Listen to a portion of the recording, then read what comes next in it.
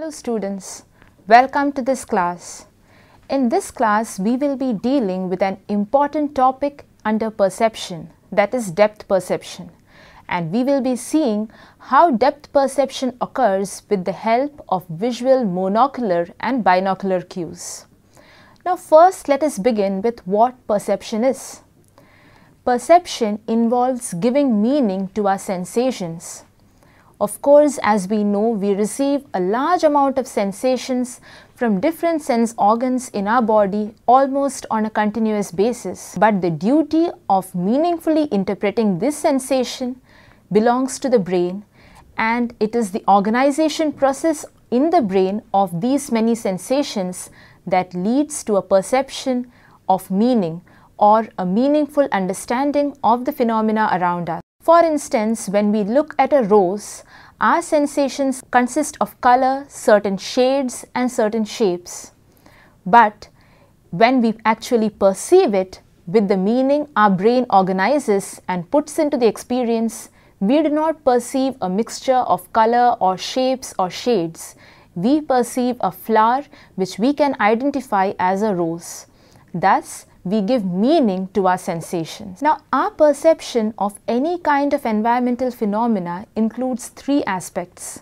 The first is height, the second is width, and the third is distance or depth. Now, it was a puzzle to many psychologists and physiologists over the century as to how we could perceive depth.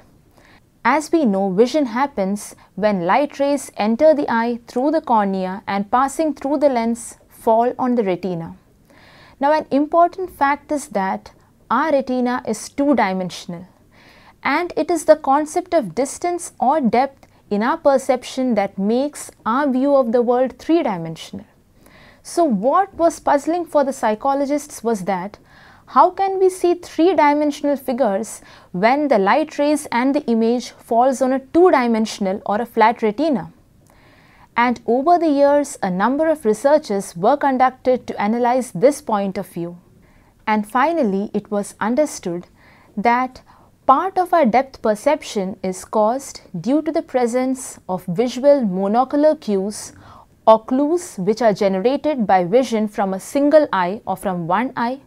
And part of our depth perception happens due to visual binocular cues or the kind of visual experience we have when we use both our eyes to look at any particular object. And today in this lesson, we will be trying to deal in detail as to what the various visual monocular cues or the cues depending upon one eye and the visual binocular cues or cues depending upon both the eyes are.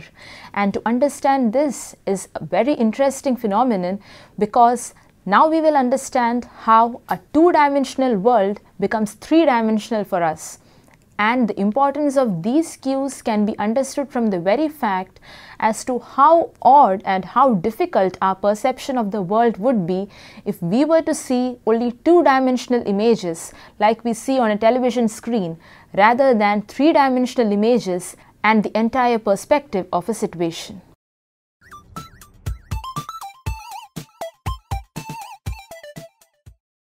Now first we come to visual monocular cues.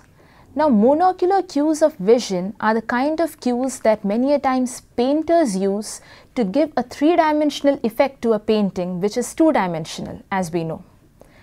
Now, there are certain visual monocular cues we will be discussing today. The first cue is the cue of size. Now, the larger the image of an object on the retina, the larger we perceive it as. Hence, in an environment, if we perceive an object as larger, we feel that it is closer to us. Now have a look at the picture. We see two people, person A and person B. Which of these people do you think is closer to you? If your answer is person B, then this is because of the operation of the visual monocular cue of size. Because person B, as you can see in the picture, has a larger size as compared to person A. And so we conclude that person A must be closer to us as compared to person B.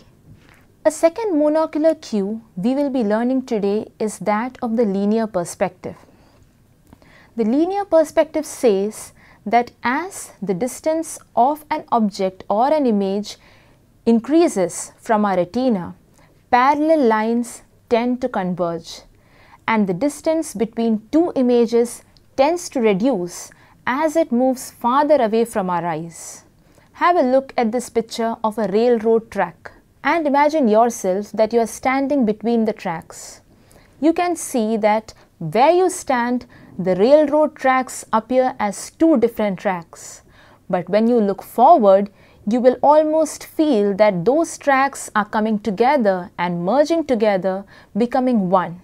And the more the merger, the more farther you feel the railroad tracks are. And this gives us a perception of distance. When things converge together, you can see that things are quite distant from you. And whatever you are seeing is placed at a lot of depth or distance. And painters often converge parallel lines together so as to show depth or distance in a painting. A third monocular cue is clearness or the atmospheric perspective. You must have seen in day-to-day life that the clearer an object is, the more you feel that the object is closer to you. This is because when an object becomes more distant from us or from our eyes, then there is a possibility of many other things, say fog, dust, haze, and many other things to come in between our vision and the object, and hence the level of clarity will decrease. Hence, if we see an object as less clear than the other, as you can see, object C is less clear than object D. If we see it in this way, we feel that of course object C is farther away from us as compared to object D. And even an object at the same distance, say you are looking at a mountain from your balcony, on a very foggy day you will feel that the mountain is farther away from you than where it actually is. This is because fog and haze come in between your vision and reduce the clarity of your vision. So you feel the mountain is farther away. Suppose on a clear day, on a day of bright sunlight, you will fear that, oh yes, the mountain is very near to us. This is because the clarity in your vision has increased.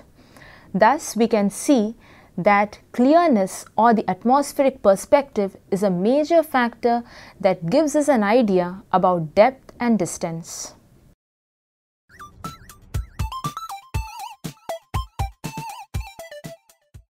Now the fourth visual monocular cue that we are going to study today is the cue of interposition or overlap. Have a look at the picture of these two bottles. Does bottle X appear closer to you, or does bottle Y appear closer to you? Of course, for all of us, bottle X appears closer. Now why is this? This is because of the visual cue or the visual monocular cue of overlap or interposition.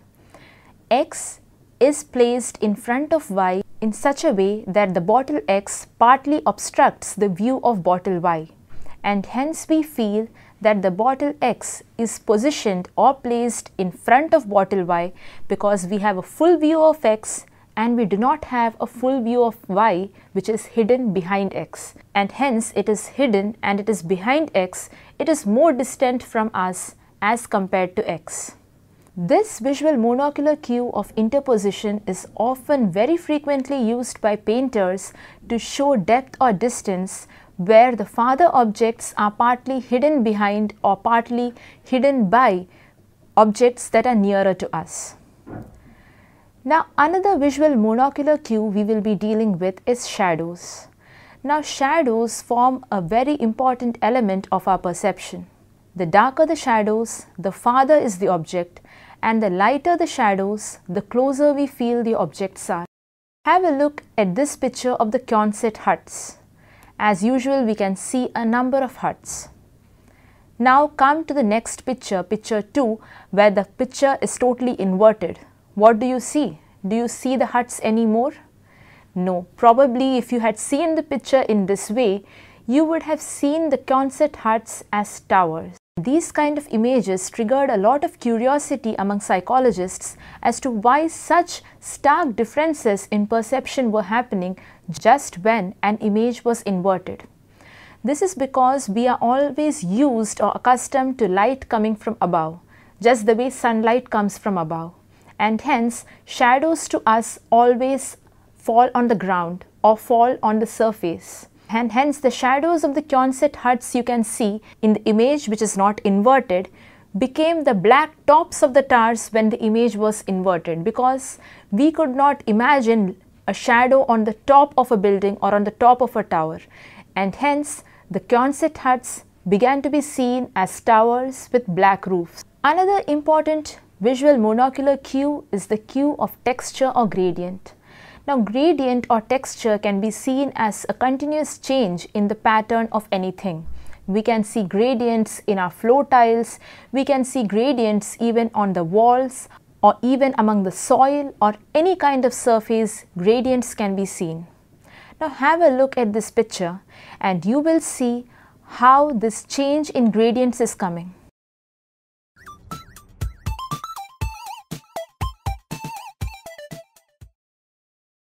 In the part which is closer to you, you can have a clear idea of what the texture or the gradient is. You can see the tiles and you can see the stones very clearly. But as you look at the farther end of the image becomes more hazy, the fine details cannot be seen, and hence we feel that this part of the image is quite farther away from us or quite distant as compared to the earlier part of the image. Thus, texture or gradient gives us an important monocular cue regarding distance. The clearer the texture or distance, the clearer the texture or gradient, the closer the object is, and the more hazy or more unclear the texture is, or the more we cannot see the fine details, the more distant the texture or gradient is. Painters often use the texture gradient to a large extent, trying to give a three-dimensional view in their paintings.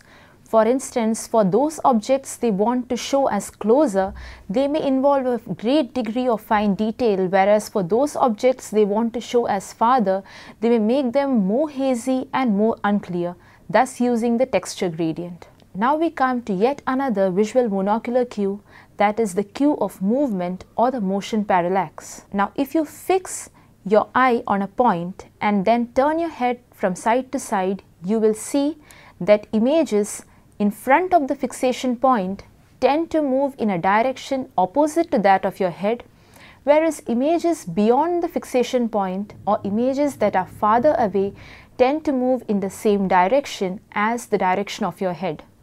Now, all of us may have experienced this while traveling by a train. When you travel by a train, you see that nearer objects such as the railroad tracks or the trees tend to move extremely fast in a direction opposite to the direction in which you are moving. Now, next time you are in a train, try to focus on the distant objects, the distant hills or the distant trees. You will see that unlike the trees or objects closer to you, they will not move in the opposite direction. They will continue to move in the direction in which you are moving. Now, this concept was understood and labeled by psychologists as the motion parallax.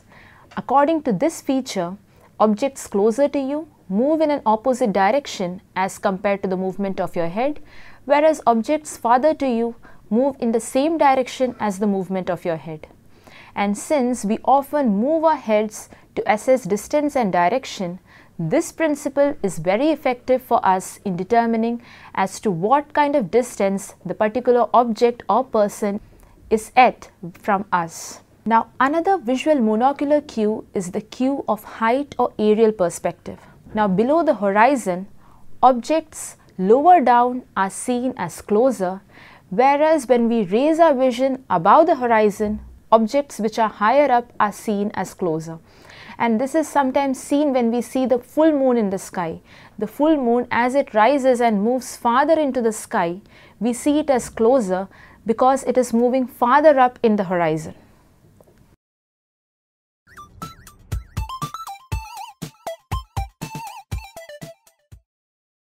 Now, the last visual monocular cue we will be seeing is the cue of accommodation. Now, depending upon the distance of an object from the eye, the muscles of the eye and the lens have to adjust themselves so that the image of the object falls exactly on the retina. If the object is very close to you, then the lens becomes rounder with the help of the muscles controlling the lens, that is the ciliary muscles, so that the image of the object falls exactly on the retina. Say for example, the object is farther away, then the lens becomes flatter with the help of the ciliary muscles, so that the light rays coming from a distance fall exactly on the retina and the image is formed also exactly on the retina.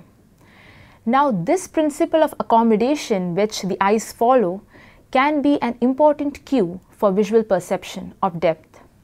This is because when an object is closer to us, our eyes tend to converge and focus, and as the lens and the muscles surrounding them become rounder, there is a sense of pressure on the eyes which tells us that the object is very close to us. On the other hand, when we are looking at a distant object, the muscles of the eyes relax so as to make the lens flatter, and we experience a lesser degree of pressure. And hence, the greater the degree of pressure we feel as our eyes converge together, the closer is the object to our eyes. Now that we have seen the visual monocular cues for depth perception, we will go on to see what are the visual binocular cues of depth perception, or the cues which involve the use of both our eyes. Now, even if we have a single eye, or if people are blind in one eye, they are able to have a fairly good amount of depth perception because they will be aided by a good variety of visual monocular cues. But as you know, most of us see the world with both the eyes, and hence we can also enjoy a new set of cues, that is binocular cues, which again enriches our vision and helps us to see better three-dimensional images of the world around us. Now, what are these visual binocular cues?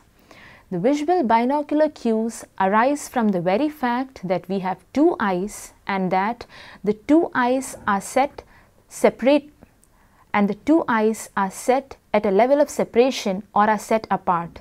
That is, there is a distance of around 65 millimeters or around 2.5 inches between the positioning of both our eyes. And hence, the kind of images that both our eyes get are slightly disparate or slightly different from the other. The image of the same object that falls on our left eye is slightly different from the image of the same object that falls on our right eye. Now, this difference between the two images is interpreted by the brain as a clue for determining the distance of the object from the eye. Now, this clue is used by the brain depending upon another major factor, that is convergence. As you know, the fovea is that portion of the retina where the cones or the mechanisms or cells responsible for color vision are most focused. And hence the fovea is also the place where the greatest degree of visual acuity or visual detail can be obtained. And hence, when both our eyes look at an object, the image of the object mainly falls on the fovea because we want to have a clear knowledge of the object. And the images formed by the foveas of both the eyes are slightly different from each other. So, do we see two different objects in two different forms or qualities? No. The two images of the two foveas are fused together or integrated together, and this process happens within the human brain. And the human brain integrates these two images or converges these two images to give us a single image. And this interpretation process is one means by which we get an idea of the distance at which the object is. The more the brain has to work to fuse the objects together, the more closer the objects are or the more different the images on the retina. Now, when an object is closer to us, say 40 to 50 feet, the process of convergence starts, because as I have mentioned, the closer the object, the more different the images on the two retinas. And a number of eye muscles are involved in the process of convergence along with the brain. The greater the activity or strain on the eye muscles and the greater the activity of the brain to put two images together, the lesser is the distance of the object from the eye. Whereas if the object is at a distance, there is a greater similarity in the two images formed in the retina, and hence both our eye muscles as well as our brain have to exert less on the interpretation or unification of these two images. Finally, if an object is too close to our eyes, try this by keeping your textbook very close to your eyes. You can't read anything. This is because the eye also and the brain has its limits. If an object comes too close to the eyes, the images on the retina of the two eyes are so different that any kind of meaningful unification or convergence of the images becomes extremely difficult. So as we have seen in this lesson, depth perception or the perception of distance, which involves a three-dimensional view of the world or which gives us a real view of the world as it is, depends upon cues provided by the functioning of a single eye and cues provided by the functioning of both the eyes together.